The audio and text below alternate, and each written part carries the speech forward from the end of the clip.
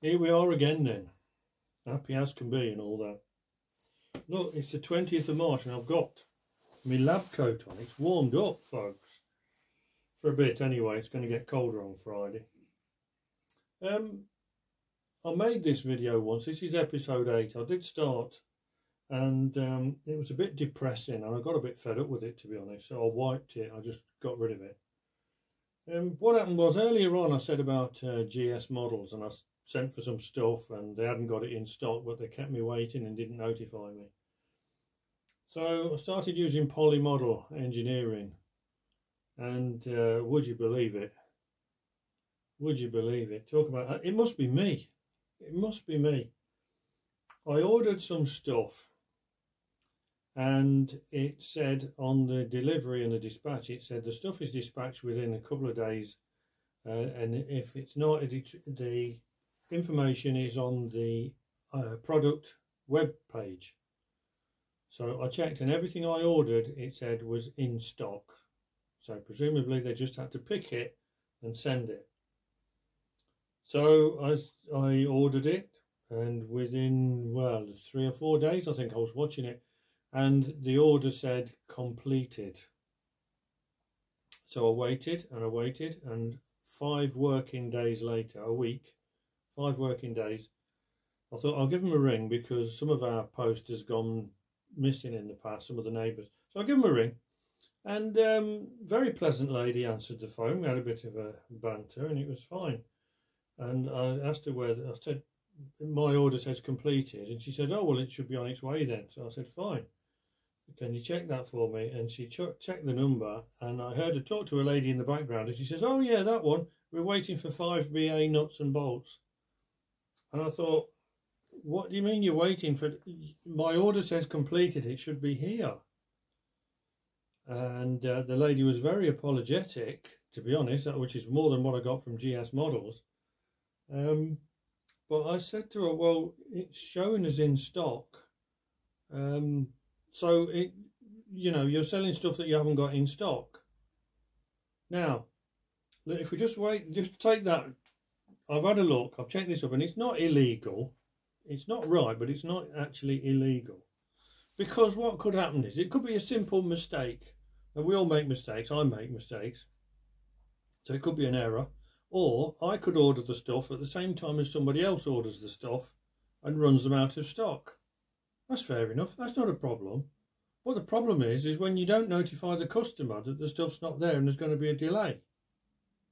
And then on top of that, this time, that's ruled out because somebody has then marked the order as completed. So they have consciously said, oh, it's not in stock. Oh, we'll mark it as completed anyway.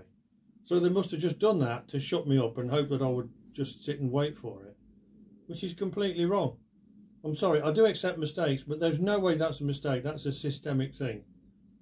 So I told her to cancel the order and send me money back. So they did. They refunded me money. So I've gone back to Reeves. So I went over and fetched these from Reeves. Yeah, but these taps. These are quality British made taps. They were £12 something a set. But I was looking for the taps online, and I found them at a place called Proops. And Proops is a very old company that supplied these bits by mail order from years and years ago. I think 1935 they started. But it was on eBay, and it's Proops, and they're at Fleckney, Leicestershire, which is just down the road from me, actually nearer than Reeves. And it's on the way to, from here, it's on the way to Foxton Locks, which is a very nice day out. £3 parking all day at Foxton. You can have a nice walk, and there's a couple of pubs there. Anyway, we decided we were going to have a walk out there. So we nipped into Proops on the way. And to get these taps, I think it was a 516 by 32 tap set that I wanted. And it was £5.47. So it was cheap Chinese stuff. I knew that, and I thought, well, I'm only cutting copper and brass with it, so it should be fine. But when I got over there, she hadn't got it in stock. I couldn't believe it. I said to her, well, there's a lady there, ever such a nice lady. I said, well, do you know this is on eBay? He says, no. I said, well, it's on eBay. And I said, you haven't got it in stock, and it's on eBay, and it's on your website as being for sale. So what are you going to do? Unbelievable, that's 3. So I honestly, I want to say, what are you doing in the model engineering fraternity? Why are you putting up with this? Why are you putting up with this? Because as long as you put up with it, that's what's going to happen. At one point, I just wanted to sell the whole thing, but it never happened. That's that. When I bought it, I've checked back. If you go back to episode 2, when I bought this, the regulator was something like that. It was in that position. It was screwed in slightly, but it was like that. And I haven't got the experience to think, oh, I'll unscrew that and check everything, because I, inexperienced, I was relying on people's honesty. So I didn't check it. And how many people, if you saw that screwed in, would you think, oh, I'll unscrew that regulator and check it over? And I've just found something out. I was querying these threads around here, struggled my nuts off to try and find what threads they are, and I've now discovered that they're not ME threads, they are 3mm fine. And they're the same round here. Round the regulator, they are 3mm fine. So why are they and everything else is as it should be? Well, I've just found out. Here, I've upended it for ease, and I've got to come in at this angle so that it doesn't flare up. But I'll show you. Here we go. There. Can you see what's here? Where's my finger? There. Just there. And just here. I would say they are broken taps or screws. But they've snapped off in there. Now, I wonder, it's obviously somebody was trying to cut these threads. But they've obviously snapped that, and I didn't know. I've just discovered it. So I don't know what I've got to do about that. Whether I'll get a good seal without them, or whether I've got to somehow try and get them out, or whether I've got to replace this whole bush. I don't know. What do you think? But there's a lesson for the learning, isn't it? If you go and buy one of these, I should have checked it up. So no complaints. I should have checked it up. Perhaps the bloke who sold it somewhere along the line was being a bit cute. But there you go. I can't even remember if I've shown this on the last episode, so I'll do it again just in case. But I've now put in some blocks there. One there, one there. You can see the paint scratched off because that's where it sits. It's where the boiler sits on top. I've actually done it with pins, tight fitting pins, so that I didn't have to do any threading or anything. And it seems to sit there quite nicely. So now I've got some taps and dies, I can start looking at the plumbing. I've got the pump, now I've got some O-rings for the pump, and I've tested it. I've actually tested the water pump, so I can get that in and start looking at the pipe work. I think that's the next stage. Yeah. Right, let's get all the negativity out of the way in one video if we can. If somebody asked me, would I recommend buying one of these? I'd say no, because you rely on specialist suppliers, and the specialist suppliers are not very reliable. And on top of that, you're working in imperial units. I'm 67 and I'm used to working in millimeters. If you want this to carry on, next generation, your PlayStation generation, you want to get them off the PlayStation, you want to make it easier. You don't want to be using BA nuts and bolts. It might be happening, I don't know, but I would have thought if you had a diesel, you might be working in metrics. The thing about metrics is, in Leicester, there's a little shop called All Screwed Up, and all he does is nuts, bolts and screws and a few tools and stuff as well. But I can go down there and I can buy nuts and bolts. I can buy one.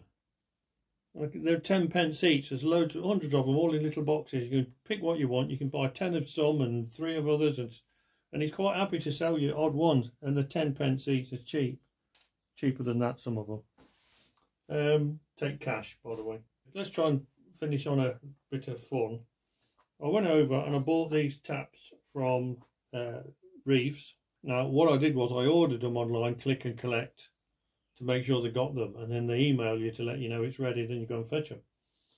Easy for me because I live, well, it's expensive for me because I order them, I go over there, it's about half an hour's drive, but I have to go near a big garden centre complex called Woodlands, where they've got the garden centre, they've got a Lakeland shop, they've got a regatta shop, they've got a paver's shoes shop, you know, one of them.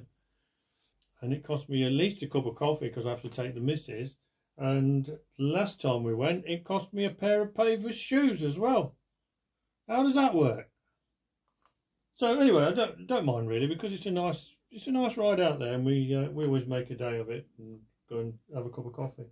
But I've got these so that I can make my own fittings, because I've worked out by the time you bought the fittings, it's worth buying them and making your own. So I've got to make some fittings and union pipes for that. Snifter valve I'm going to have a go at, and the oil check valve for the cylinders under there, I might have a go at that as well. Still got to work out the lubrication, but I might have a go at that. So yeah, so let's finish on a positive. Yeah, we're going to get it done, even if I have to run it on compressed air, as long as I can get a good seal here, which I reckon I will. It's just a matter of if they say, oh well, of course we can't pass it for public running. Well, that won't bother me either, because I won't run it in public, just run it in here. Okay. Well, Leicester Society of Model Engineers has come up trumps. You join these societies for a bit of help, and that's what I needed. Right, this steam inlet is, the thread is 5/8 by 26 tooth per inch, which is an odd size. And as I'm only ever going to build this one loco, it wasn't worth me going out and buying a tap for it. So I put on the WhatsApp group, has anybody got this tap? And within 2 minutes, a guy rang me, WhatsApp called me, a guy called Robert, very enthusiastic, and he says, I've got one of them you can borrow. And it turns out he only lives up the road, not far away, so I nipped round, and I'd already done this. I'd already got this piece of bar, and I drilled each end for the tap, the right size. It was 14.7 mil. And I took that round, and I took the boiler as well, because I got another tap I wanted to clean the thread out in the boiler. So I chucked him in the back of the car, and I said to him, if you've got 5 minutes, run the taps through here and we're done. And he did. It wasn't 5 minutes though, I was there about an hour, and we're talking about this, that and the other, as you do. But anyway, we got it sorted, look. And I made a union nut for it. I've just got to sort out a whatnot and the pipe, but yeah, they're tough with that. And also, and as a conclusion to this, episode 9, I've just made this union nut as well. Because I bought those taps and dies, and yeah, look, I've got 4 of them to make, so I've done that. Milled it and everything, dead chuff with that. It kept me off the street. There you go. Yeah, enjoying it.